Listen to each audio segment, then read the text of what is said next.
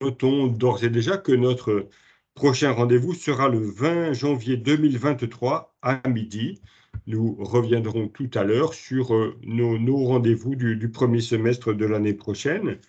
Aujourd'hui, nous nous demandons, et si je me faisais accompagner pour recruter? Vous connaissez tous des difficultés de recrutement, vous hésitez sur la manière de vous y prendre peut-être, vous souhaitez une aide, un interlocuteur pour trouver les compétences dont vous avez besoin, peut-être même vous demandez-vous par où commencer. Nous allons expliquer comment procéder durant les 30 minutes de notre webinaire et nous aurons répondu à vos questions. Pour le bon déroulement de notre conférence, je vous propose de couper vos micros. Et pour poser vos questions, le chat est à votre disposition sous le petit logo conversation de notre visioconférence Teams. Notre séquence est enregistrée pour permettre à ceux qui n'ont pas pu se libérer de pouvoir en visionner le contenu. Si vous ne souhaitez pas que votre image soit diffusée, il vous suffit de couper la caméra. Donc les visios sont ensuite diffusés sur Internet, sur différents canaux. Encore une fois, si vous ne souhaitez pas que votre image soit diffusée, vous pourrez couper votre caméra. Je vous remercie à nouveau de nous avoir rejoints durant ce webinaire. Je remercie également nos intervenants de ce midi. Madame Rochard, conseillère entreprise à l'agence Pôle emploi de Château-Gontier. Madame Condamine, conseillère entreprise à l'agence Pôle emploi de Laval-Saint-Nicolas. Monsieur Dreux, directeur des serres de la Salamandre, employeur, euh, qui vont donc nous décrire l'un et l'autre comment l'accompagnement par les uns et les autres, comment l'accompagnement par Pôle emploi peut être proposé et envisagé du côté de l'entreprise. Entrer en relation avec son conseiller entreprise à Pôle emploi, Madame Rochard, je suis un employeur cherchant à recruter, par exemple, un conducteur d'engin, je ne sais pas vraiment comment c'est. Comment puis-je contacter mon agence Pôle emploi? Comment Pôle emploi peut m'accompagner dans ma démarche de recrutement? Bonjour à tous. Donc, pour contacter Pôle emploi, il y a différentes possibilités. Tout d'abord par téléphone au 39 95. Il vous suffira d'indiquer le numéro du département dont vous êtes originaire et vous basculerez vers le service entreprise correspondant. Il y a également possibilité de se connecter sur le site www.pôle-emploi.fr et de se connecter à l'icône entreprise qui se trouve en haut à droite de l'écran et puis ainsi créer un espace recruteur sur notre site. Pour cela, il suffit de disposer de son numéro de SIRET entreprise. Vous pouvez également venir directement à l'agence Pôle emploi dont vous dépendez. Vous serez accueilli sur site dans les horaires d'ouverture ou également demander à ce qu'un conseiller de l'agence Pôle emploi dont vous dépendez vienne au sein de votre entreprise pour échanger avec vous sur votre besoin. Parfait, merci pour ces modalités. Alors, Monsieur Parnaudot, pour compléter, je vais mettre dans le fil de conversation pour nos participants la liste des coordonnées, les lignes directes et les adresses mail de l'ensemble des 48 équipes entreprises de la région. Voilà, Très bien. juste. Très bien, merci beaucoup, Madame Nuebart. Effectivement, ces coordonnées seront précieuses, quel que soit l'endroit de la région auquel on se trouve. Vous aurez à votre proximité une agence Pôle emploi et donc la possibilité, Madame Rochard, de trouver une réponse au besoin qui est le sien.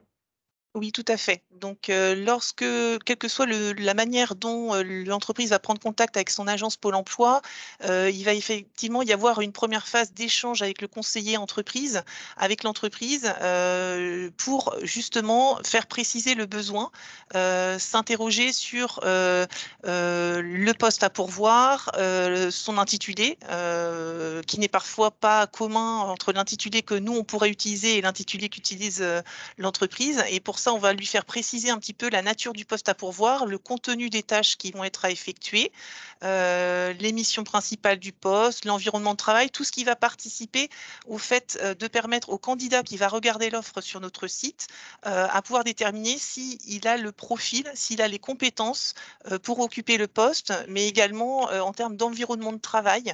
Est-ce qu'effectivement, il y a du matériel dont l'entreprise dispose? Est-ce qu'il va y avoir de la manutention? Est-ce qu'il va y avoir des conditions spécifiques, travailler en extérieur, etc. Tout ce qui concerne la durée du contrat, l'intensité hebdomadaire également, puis les conditions salariales. On va vraiment aider l'entreprise à verbaliser son besoin parce que surtout les petites entreprises, elles ont besoin souvent d'un conseil plus précis.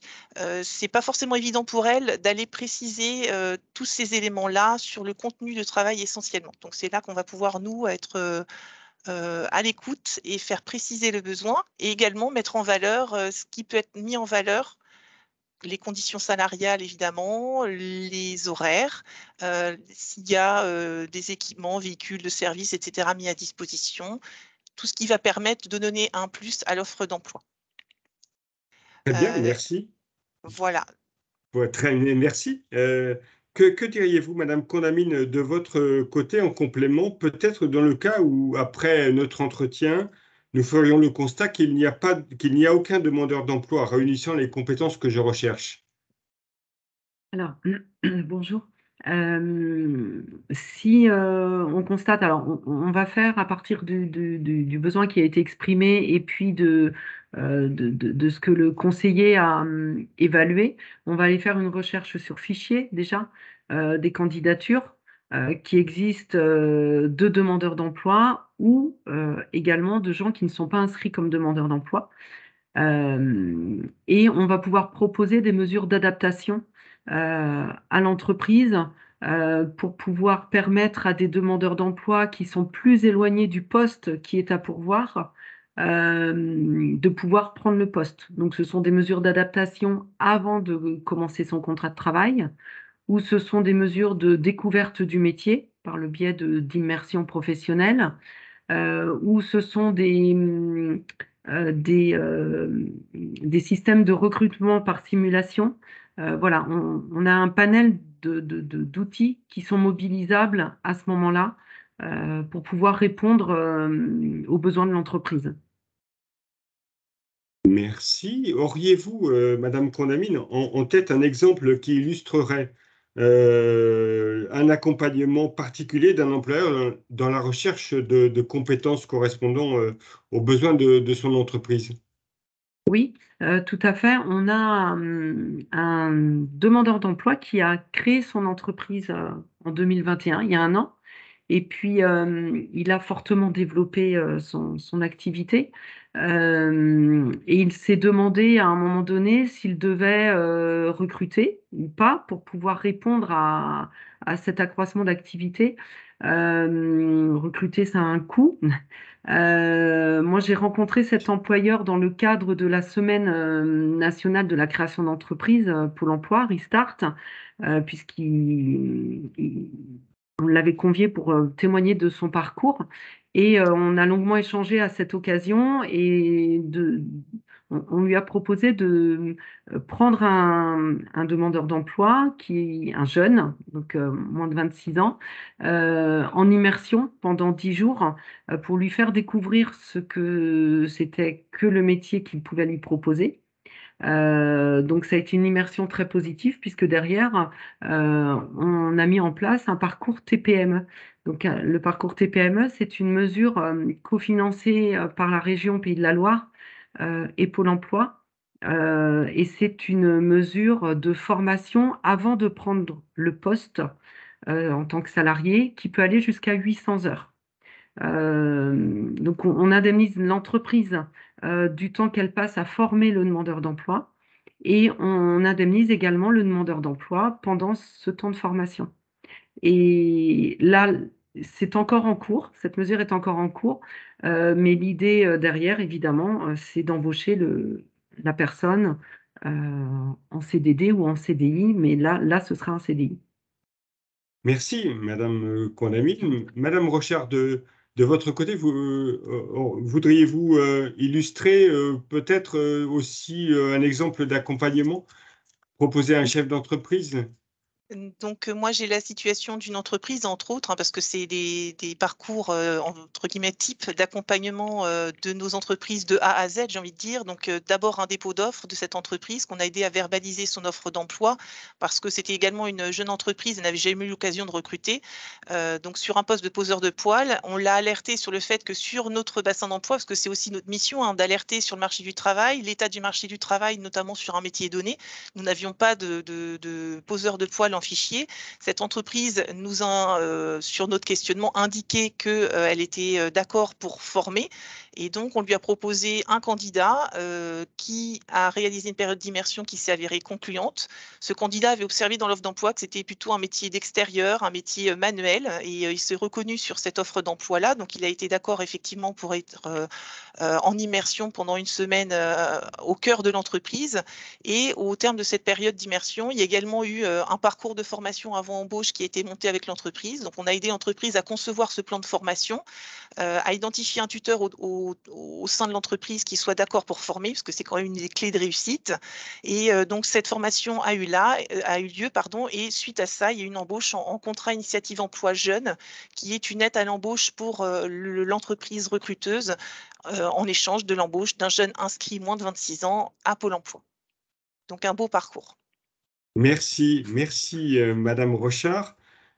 Je vous propose maintenant de donner la parole à l'employeur. Il s'agit de Monsieur Nicolas Dreux, directeur des serres de la Salamandre, dont le siège se trouve à l'est du département de Maine-et-Loire, à Noyon-Village, à côté de l'incinérateur des déchets ménagers de Las. Las, cela ne vous dit peut-être pas grand-chose, mais pour une entreprise produisant des tomates sous serre, l'incinérateur est synonyme de chaleur et cette chaleur est indispensable à cette production, notamment en hiver. Monsieur Dreux, votre entreprise a été créée dans le contexte particulier d'un projet partenarial avec la collectivité publique et coordonné pour cette collectivité par l'ANEFA de Maine-et-Loire. L'ANEFA de Maine-et-Loire est une association paritaire pour l'emploi et la formation en agriculture qui vous a mis en relation avec Pôle emploi. Quel était votre besoin, Monsieur Dreux, et comment s'est traduit le concours de Pôle emploi? Bonjour à tous. Effectivement, donc notre besoin sur cette première phase de développement, puisque c'était l'année de construction 2021 et l'exploitation, première année d'exploitation 2022, un projet avec 3 phases de développement, puisque aujourd'hui on compte 4 hectares de serre, dans moins de 2 ans 7, et puis dans moins de 10 ans possiblement 11. Et donc on a travaillé dès la première phase à recruter, puisque dans le territoire où nous nous sommes installés, il n'y avait aucune compétences et savoir-faire, puisque nous ne sommes pas dans un bassin de production historique, de la culture et puisque, comme ça a été dit, on s'est installé spécifiquement, à cet endroit-là, puisqu'il y avait une source de chaleur, qui jusque-là était perdue, que nous récupérons pour, notre process de production. Et donc effectivement, sur la partie de l'emploi, dans le copil de ce projet qui a été très, très long avant de voir le jour, pour la partie emploi, il y avait la volonté, des associés qui ont investi sur ce site, de faire en sorte, effectivement, de prendre le plus de personnes, locales possible, mais du coup de mettre tout de suite les acteurs, locaux, de l'emploi dans la boucle, que sont donc la communauté de communes et pilotée, pour avoir la compétence emploi, sur le territoire par l'ANEFA Maine-et-Loire qui s'est chargée sur la première année de piloter le recrutement. Et donc, comme ça a été un petit peu évoqué par les personnes de Pôle emploi, c'est exactement ce qui s'est passé. C'est-à-dire que, alors ça a été, nous particulièrement, ça a été en copilotage avec l'ANEFA, puisque c'est eux qui nous faisaient toutes les démarches avec les acteurs de l'emploi que sont Pôle emploi, les missions locales, tout autre organisme ayant contact avec des demandeurs d'emploi. Mais notre besoin était assez conséquent puisqu'en fait on a progressé en termes de salariés au fur et à mesure de notre cycle de production pour démarrer, au départ en décembre 2021 à une vingtaine, trentaine de personnes, pour atteindre au mois de juin, mai, juin, juillet 2022, 60 personnes. Et donc on est monté comme ça par palier de 10-15 tous les 2 mois, pour atteindre notre pic de 60 effectifs.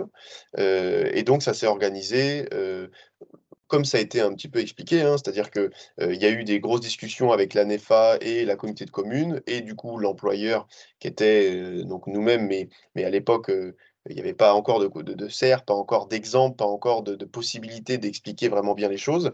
Donc ça a été fait aussi, de manière, délocalisée puisque, il y a une région, dans la région nantaise, il y a quand même beaucoup d'exemples de serres, chauffées, donc ça a pu se faire aussi par le biais de collègues sur place là-bas.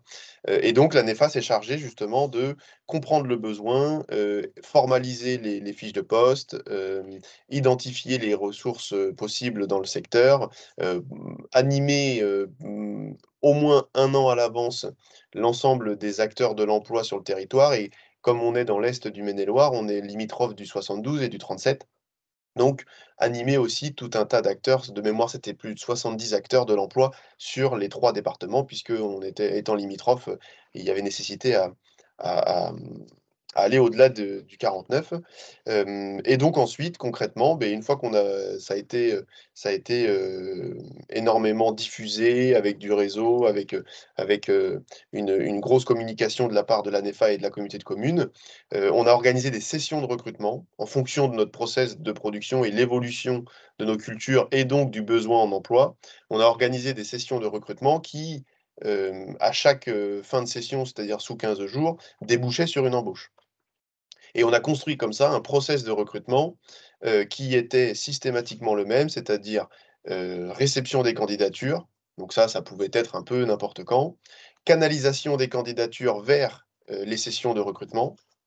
Et dans chacune des sessions de recrutement, alors on avait un premier rendez-vous qui était la réunion d'information collective, où là on propose à l'ensemble des candidats qui ont souhaité, venir dans l'entreprise, leur expliquer quelle est l'entreprise, qu'est-ce qu'on va y faire, quel est le poste, à pourvoir ou quels sont les postes à pourvoir et détailler concrètement comment ça se passe dans l'entreprise, quelles sont les conditions de travail, les temps, les horaires, les conditions salariales de manière générale. Et à l'issue de ce premier rendez-vous, les candidats ont le choix de poursuivre le process de recrutement ou de s'arrêter là. Pour beaucoup, ils continuaient le processus de recrutement et donc là, on avait l'appui de Pôle emploi, pour arriver avec l'outil MRS, donc méthode de, recrutement par simulation, où là, justement, a été, construit c'est un outil qui est construit, spécifiquement pour la partie, maraîchage sous serre puisque, il y a quand même selon les bassins d'emploi en France, il y a quand même des gros volumes d'emplois qui sont créés grâce aux séristes.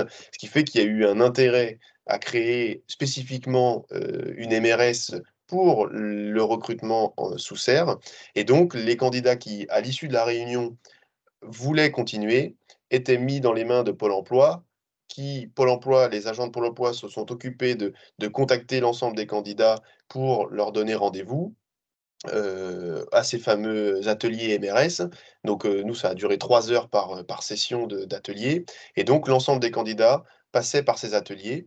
À l'issue des ateliers, il y avait évaluation, pour savoir quel était le niveau de chaque candidat, et donc, selon le le niveau, s'il était atteint ou non, alors l'entreprise rentre en contact avec le candidat dès lors que le niveau est atteint. Tous les candidats qui n'ont pas atteint le niveau ne rentrent pas en contact avec l'entreprise et ce qui nous garantissait à nous, au vu du volume, d'emplois nécessaires et de candidatures, puisqu'on a eu entre 300 et 350 candidatures au global, ça nous a permis justement de filtrer et de s'assurer que, lorsque on rentre en contact avec le candidat, on a déjà, balayé un certain nombre de capacités ou de futures compétences. Il y a un terreau qui est, tout à fait, faisable avec ce que nous, on aura besoin, de faire. Et Très ça nous bien, a vous, aussi permis, de ne pas justement rentrer dans l'évaluation et l'analyse de CV, puisque en fait 300 à 350 candidatures, au niveau de notre, organisation, on n'aurait jamais pu évaluer enfin de manière, intéressante autant de CV et probablement on se serait trompé puisque avec des a priori ou autres à la lecture des CV. Et c'est justement ce seul, entre guillemets, résultat MRS qui nous a fait le filtre. Et puis ensuite, entretien individuel très court avec les candidats qui ont réussi les ateliers pour valider les quelques détails qui sont toujours liés à une embauche. Et puis ensuite, entrer dans la serre au fur et à mesure du cycle de production. Voilà. Très bien, mais parfait. Vous nous avez décrit avec précision les différentes étapes à la fois de votre projet et finalement de la collaboration et de cette phase de recrutement. Donc, vous avez reçu environ 300 personnes, nous avez-vous dit. À l'issue de la première année, vous avez reçu 300 personnes, vous avez embauché environ 60 personnes dans un premier temps. À l'issue de la première année de production de tomates, quels sont les résultats? Quel bilan faites-vous, Monsieur Dreux? Alors nous, on a, dans le bilan qu'on fait, c'est que globalement, on est plutôt satisfait parce que c'était pas gagné et on arrivait ici sur un secteur qui était, que jusque-là, il n'y avait aucune serre et aucune compétence sur les savoir-faire que nous, on a besoin. Donc on est au moins satisfait d'avoir pu lancer l'entreprise et faire une première saison qui est convenable sur tous les plans. Et qui est, on va dire, encore bien entendu à travailler sur la partie de l'emploi, mais qui au moins nous a permis de constituer une équipe sur cette première année, de constituer une équipe de permanents maintenant que nous avons en place depuis l'automne, hein, depuis septembre, puisque notre première saison C'est-à-dire, a permis d'évaluer l'ensemble des salariés. Et maintenant, on est une quinzaine de permanents, donc ce qui nous a permis de signer des CDI avec ces 15 personnes, très bien. faire que justement, beh, je dirais le niveau de basse saison, on est suffisamment de monde, mais pas trop non plus, donc 15 étant la quantité équilibré pour qu'on donne du travail à tout le monde et qu'on arrive à faire ce qu'on doit faire quand même dans les périodes de basse saison. Et puis, on a aussi, sur 60 quand même, aussi déjà recueilli un nombre de 10 à 20 salariés qui étaient saisonniers la première année, qu'on n'a pas pu garder en CDI puisque la valeur de 15 était fixée, mais qu'on sait déjà qu'on va potentiellement retrouver à la saison prochaine, puisque notre système de production fait que tous les ans, sur 6 à 8 mois, on va avoir besoin de remonter à 45, 50, 55 personnes. Donc on a D'accord. aussi l'espoir de récupérer une partie des saisonniers qu'on avait en année 1 pour les récupérer en année 2 et peut-être régulièrement et surtout à destination de notre développement où on va presque doubler la surface d'ici 2 ans, de peut-être les intégrer alors à ce moment-là, là aussi en CDI. Voilà. Et dernier point, en Oui, fait, sur les allez-y. 60 personnes qu'on avait besoin et les 350 candidats, on a réalisé entre 120 et 130 contrats. C'est-à-dire qu'en gros, on a reçu on a embauché 120, 130 personnes, donc sur les 300, puis ça veut dire qu'il y a de la déperdition, hein, entre ceux qui ont candidaté, ceux qui parfois se présentent déjà pas à la réunion d'information, ceux qui peut-être s'arrêtent à la réunion d'information, ceux qui n'ont pas les MRS, et cetera, et cetera, et cetera. Nous, on a reçu 120, 130 personnes, pour faire des embauches et puis on a eu un petit turnover de allez, presque 50 hein, finalement, entre ce que les gens probablement pensaient de l'entreprise ou des tâches et puis de ce qu'ils se rendent compte. Donc voilà, donc il faut quand même partir d'assez haut pour arriver au nombre, souhaité, hein. Voilà. Très bien, très bien. Merci beaucoup, Monsieur Dreux. Je crois que pour la prochaine saison aussi, vous allez, comment dire, à nouveau conduire un partenariat avec Pôle Emploi, avec un projet de recrutement donc des saisonniers indispensables à votre production de 2023 par une nouvelle méthode de recrutement par simulation, un nouveau process de recrutement par simulation. Merci encore pour votre témoignage. Nous allons maintenant répondre aux questions dans le chat. Alors, je crois que nous avons un petit souci pour la diffusion des adresses de Pôle emploi que nous proposait Madame Nuebart de Pôle emploi. Donc, donc ce sera adjoint si je puis dire, à ce webinaire peut-être, Madame Leroy, si vous pouviez, après avoir reçu le diaporama de Madame Neubart, peut-être procéder à cette adjonction dans le chat, ce qui permettra aux personnes présentes de pouvoir visualiser Oui, l'ensemble de ces adresses. Et puis peut-être également, cela permettra aux personnes qui visionneront ce webinaire de pouvoir s'approprier ces adresses également. oui, parce que Nous, juste, très bien, allez-y, euh, je vous en prie. je ne sais pas, c'est l'adresse qui projette le document? Oui. Oui, Parce que je c'est n'ai cela, c'est pas cela. l'autorisation en fait d'insérer un fichier. Donc soit vous me donnez, Voilà, soit Stéphanie, tu me donnes l'autorisation, soit je te transmets le doc pour que tu puisses l'insérer. Je voilà, m'en occupe. nous sommes dans la même situation, Madame Nebart, donc seul le présentateur, en fait, peut insérer peut insérer des éléments des fichiers.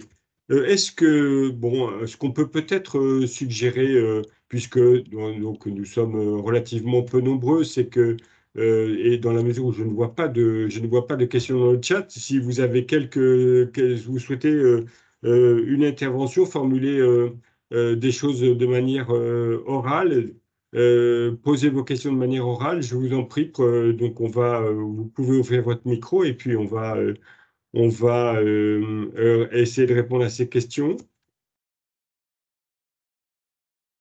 Alors, ok, pas de demande de prise de parole. Qu'est-ce qu'on note? Peut-être, Madame Leroy, si vous le pouvez, noter nos prochains rendez-vous inscrits en janvier. Donc, sur l'ensemble des sujets que nous comment dire, proposons aux employeurs pour nos prochains webinaires. Donc, nous avons un prochain webinaire le 20 janvier qui sera consacré à l'emploi partagé. Donc, le 20 janvier à midi. Donc, nous vous ferons parvenir les invitations selon le canal habituel propre à chaque organisation. Donc, vous retrouverez l'ensemble de ces rendez-vous dans la présentation de ce matin. Donc, nous avons retenu donc 2 rendez-vous ensuite consacrés à la fidélisation des salariés au mois de février et au mois de mars. Et puis, nous vous proposerons ensuite ces rendez-vous de manière régulière le 3e vendredi, dans la mesure du possible, le 3e vendredi du mois. Voilà, je vous propose de conclure Je, sur... oui, une je, prise de parole, je vous en prie. Vous êtes prêt? oui, toujours Madame Nuet de Pôle emploi. Merci Monsieur Dreux de votre témoignage. Je voulais juste préciser aux interlocuteurs que ce que Monsieur Dreux vous a présenté, la méthode de recrutement de simulation, c'est ouvert à d'autres métiers. Donc voilà, si vous êtes intéressé, si vous éprouvez des difficultés, sachez que la méthode de recrutement de simulation, on a pas mal d'exercices dans différents secteurs. Donc n'hésitez pas à contacter votre Pôle emploi quand on aura enfin mis la liste, enfin les coordonnées, pour pouvoir vous aider et vous accompagner dans vos recrutements. Ah, a priori, j'ai la main maintenant Très bien, très pour bien. mettre les On va régler coordonnées. ces problèmes d'adjonction de fichiers. Madame Rochard, vous souhaitiez ajouter quelque chose peut-être? Votre micro n'est pas en fonctionnement. Juste par rapport à la méthode de recrutement par simulation, c'est une méthode de recrutement sans CV qui peut être mise en place dès lors que l'entreprise est ouverte sur les profils. C'est-à-dire que la seule condition, en fait, c'est savoir lire, écrire, compter pour les candidats. Et au préalable de la mise en place, il y a effectivement une analyse de poste qui a lieu au sein de l'entreprise pour faire le point sur l'ensemble des habiletés, parce que c'est un processus qui va permettre de détecter des habiletés chez les candidats. Il y a une analyse de poste qui est réalisée au sein de l'entreprise de manière à identifier les habiletés prépondérantes pour le poste. Et ensuite, cette analyse de poste est envoyée au service méthode à Pôle emploi national à Paris pour effectivement déterminer les exercices qui vont permettre d'aller détecter ces habiletés prépondérantes au poste dans une entreprise donnée pour un poste donné. Voilà, donc c'est vraiment une méthode très ouverte et comme le disait Céline, c'est vraiment ouvert à plein de postes possiblement, donc ne pas hésiter à revenir vers les services entreprises de vos agences Pôle emploi. Merci beaucoup pour toutes ces précisions et pour comment dire l'illustration que vous nous faites en complément de la méthode de recrutement par simulation.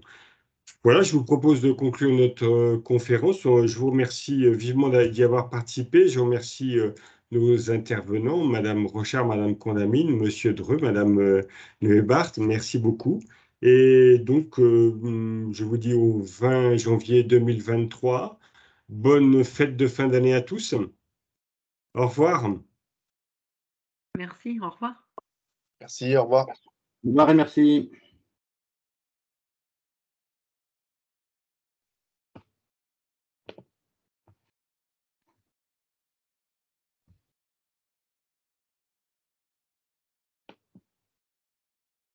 Bien, ok. Donc,